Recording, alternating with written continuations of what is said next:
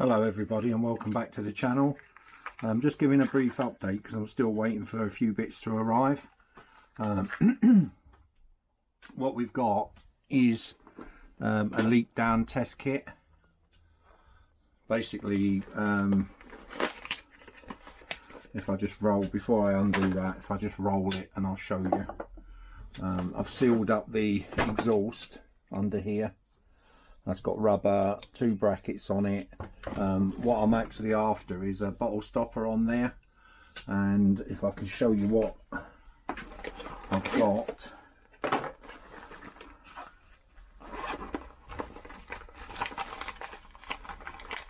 One bit's in the way, but I'll stick them bits up there. So what I've got now is a kit. It's a blood pressure monitor kit. You don't have to buy expensive Lambretta leak down kits, because all they are is adaptations of what I've got here. What I'm basically doing is I'll be sealing this up with you know, like the bottle stops. When you see it, you'll appreciate it'll have a hole in the middle where this tube will go into. So in effect, what I'll be doing is I'll be checking on the pressure monitor, it's actually that way up, by pumping in air. When this is sealed, you see, it will just pressurize the cylinder, all your gaskets, all your oil seals, and that's why I bought this water bottle to spray. You only really need to spray if you see you know, like that, it's not pressuring up, so you'd say that's got a leak. It's obviously got a massive leak there because it's not sealed at the moment. But if the actual dial goes around and doesn't move, then obviously you've got no leak, you don't need to spray. But if you find that it moves down, it's leaking, you need to locate where it's leaking from, whether it's from a gasket excuse me, the rear cylinder gasket, the mag flange side, the oil seals. It's not always very sort of easy to see this one here, and likewise the other side's sealed anyway, so it's very unusual for these seals to leak. But you will have the exhaust port or the inlet manifold, and what I'll be doing is I've got a new spark plug, one new NGK N4 spark plug, and we just need to set the gap to 0.6. They're normally around about 1 when you buy them new, so that's too loose, so it just needs closing a tad. That's not bad at all. I would actually say that's fine. So we've got a resistance to our feeler gauge, so that can go in, help seal the cylinder. And I'll get it lined up, of course. I'll get that lined up and put in. I'm working at an angle again. There we go. Because the last thing you want to do is cross thread that. So what we'll be doing is putting that in, sealing it. So in effect, because I've sealed the exhaust already, once I get my bottle stopper in there, I was going to try and make a stopper from an inner tube with a circlip on it. That would work fine by taking the inside valve out.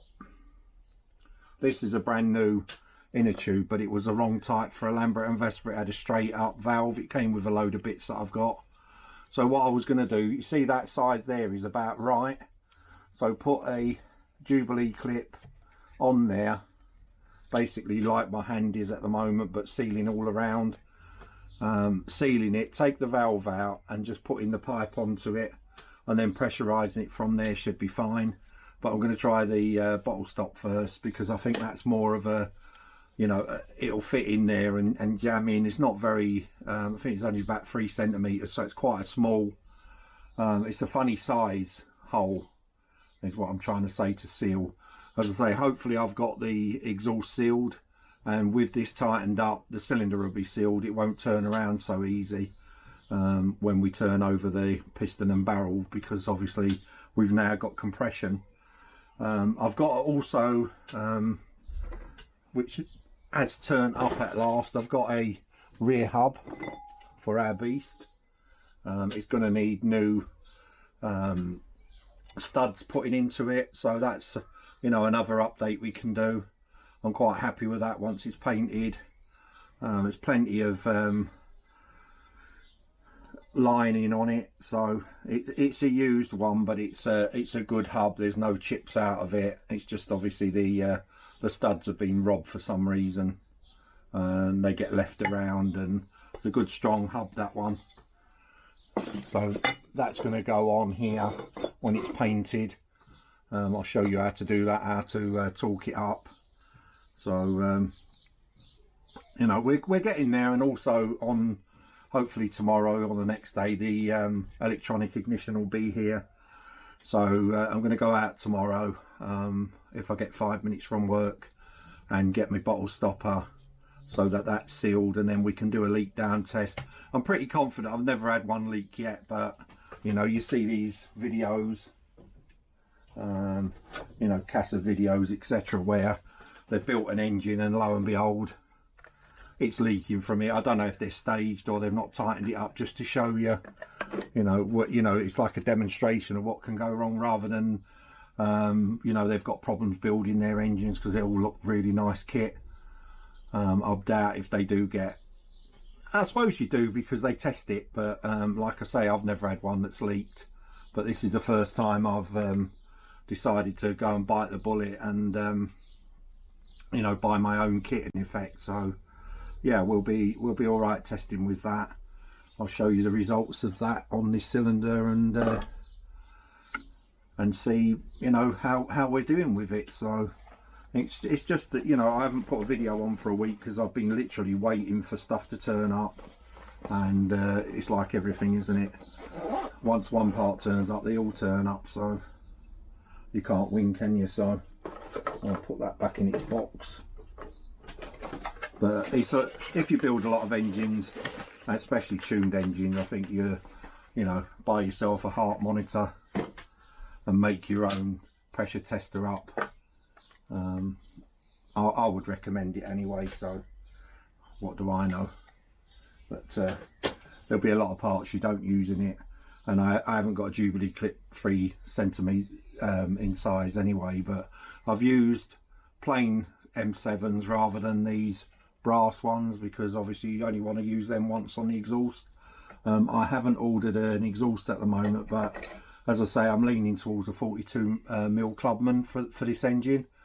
It's only really the cowlings, the exhaust, and the rear hub, and when I put the electronic on and time it, then we're in business. It's ready to petrol and start up, and a kickstart I need as well. I don't know if I've got a kickstart or not. I'm gonna have to have a look in one of my sheds. If not, I'm gonna have to buy one. So I don't really want to keep buying, you know, 30-40 quid parts, because it's bumping up the price of the engine, and like I say, I only want my money back. So it was just to show people how to build it. I think next time I do an engine, I'll make sure I've got all the parts before I start, because it's so much cheaper to do that. A hell of a lot cheaper to do that, in fact. But we'll be taking off the tool, you know, the MB tool, and putting the hub on. I've got to put a spacer behind there. There's a little shim underneath the cone. I've just realised as well, this has come without a cone, and I'm pretty certain that's a standard LI type cone. It's quite the steep one, so I might have to get a cone for that. I've ordered new studs for it. Again, you know, the stuff's 30-40 years old, and you're using old studs and what have you. Your life is being held on with these studs. Basically, that's your wheel and the contact to the road. So the last thing you want is a sheared stud and lose a wheel, especially at some of the speeds you can get on these scooters these days. You know what I mean?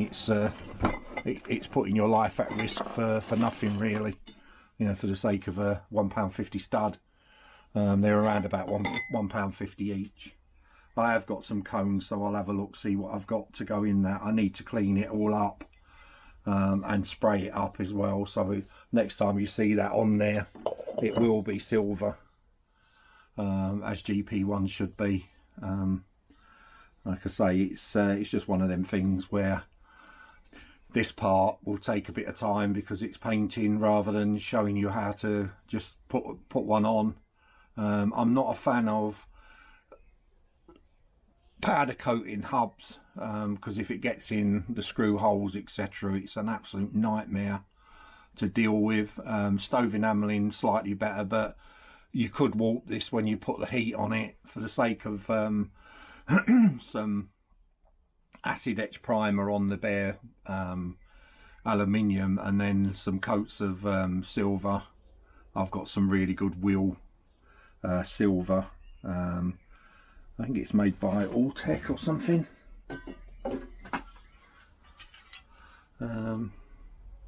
Autotech. There's a can of it there, which is that's a darker colour than I normally use because it's off my Vespa GS. But yeah, it's well worth having, and I think this is quite a good. I mean, that would spray straight on because it is for painting aluminium wheels, but I always like to put acid etch primer on, which I've got somewhere there as well. So I have got spray guns etc, but that's excessive for one hub. These cowlings here will be white, as they would be with Refinishing, and the cylinder head will be white when I get one. The GP's unique to the GP. There's 3 different types of fan holes, if you like. You know, the cutouts in it. There's the Spanish one, the Indian copied the Italian GP, and then there's the LI one, which has got the 3 holes, 2 slits in it. I'll try and find a couple so that you can see the difference between them. This is a GP, so it's going to have a GP1 on. I mean, if you're not that bothered, you can put, I would recommend a GP1 on all of them, simply because it lets the most air in.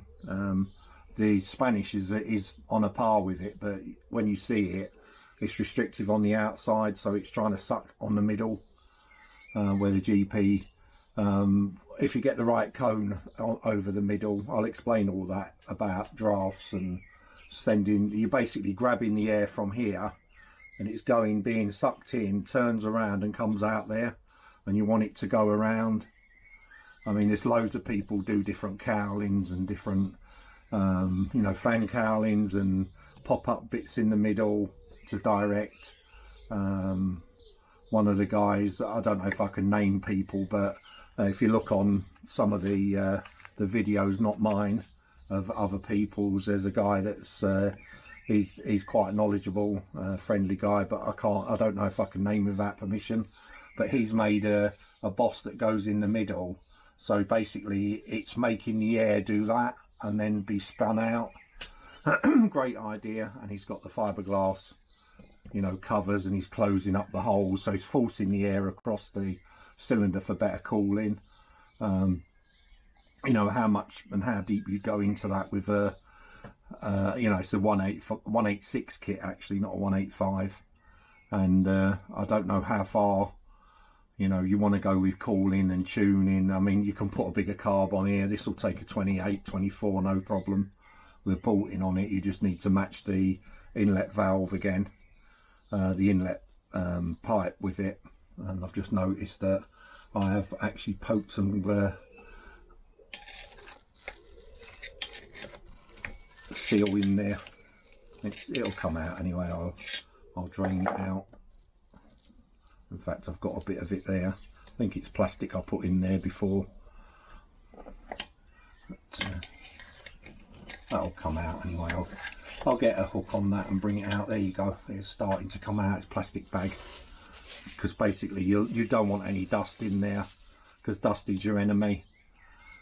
Grit gets on your piston, it'll take chunks out the barrel and your piston, and you know, relying on that basically as a pump, and you don't want all loads of little air gaps on it that the fuel mixture can not be compressed as much. I'd say this is a bulk kit, so you didn't need to do the compression test, etc., like you would do with a tuned engine, because it's all worked out for you. It's just literally standard length 58mm crank, and it's all made to just bolt on and drive. So we'll see when we kick it over and what have you, what sort of compression we've got. But as I say, I'm going to just tighten that down just to seal the cylinder head, and hopefully tomorrow I'll be getting the bung, and then we can start on, once we've done a compression test, then basically we're ready to rock and roll. Ignition hopefully will be here tomorrow, and we can put that on. I'll show you how to time the engine, how to mark, because this is a brand new mag flange. It's got no timing marks on it at all. We'll put our top dead center, and I'm going to time this to 17 degrees before top dead center. What to look out on your flywheel. The Scooters India ones are some of the best for actually setting up. They're pretty easy, because the K2's got a line which lines up with the flywheel itself. So the stator plate's got a bar. I'll show you that anyway. We can strobe it afterwards to prove that we're on 17 degrees. If that's top dead center and that's 17, we'll be doing marks. I can't do it obviously without the disc static timing. I'll tell you what I used to do as well. AF on their web page you had a bit of wire, and once you got top dead center, you put the wire around, and at the end of the wire, I can't remember how long it is now because it's ages since I've done that way, and you just put the mark in for the timing you want, but particularly from the top dead center mark, which will be an arrow on the flywheel, and you put another notch, and then you move your stator plate around so it all coincides to there, so the firing mark is lined up to where the end of the wire would be. I found that to be really good, and it's cheap. If you look on their website, I'm sure it's still on there now, and it used to come with some of their instructions for their Scooters India electronic kits. Solution here, just put a dab of fairy liquid in it and water, and when you spray it, the bubbles will show if there's a leak. I'm hoping there is no leak, because obviously then you've done your job properly. But if we do get a leak and I have to spray that, you know, at least you'll understand what you're looking for and how you're doing it, and what you're looking for to remedy the leak. I mean, I'll put plenty of gasket sealant on all the surfaces apart from that head one, which has just got an aluminium gasket. I've got rubber on there at the moment, but we have got our large cutout. That's a 42mm cutout that's going to go on the exhaust when I get it. It's like virtually 90% there, so it won't be long now till we get it done. Like I say, tomorrow I've got a lot more time than tonight. It's 6 o'clock-ish now. I've not been in long from work, so they're perfect. You know, they're not sticking out, they're quite in. I'll show you what, with the 3 fixing holes, what we're after. We've got a hole for the clamp which holds these. I've also as well, off camera, I've actually cleaned the inside of here where the cables come through, so there's no sharp. It was quite sharp in the inside there. It's nice and smooth now. Just file it, take your time, put a rag in there so no grit and that can get anywhere, no filings. And then what I did then was just hoover it out. There's nothing in there, so I'm quite happy with that. I've got a workshop hoover that you just hoover all the cuttings out of it. We've got an engine with full oil. I think the last video I left it where I was leaving it overnight. Well, it's been here for 4 or 5 days now at least, and I've got no oil on the worktop anywhere, so I'm quite happy with that. I wasn't expecting any from anywhere under there, simply because I checked it with the straight edge from a ruler. The stainless steel rulers, they're quite good for that, doing straight edges and checking them. Right, I'll wrap it up there. Like I say, thanks again for watching. Everybody stay safe.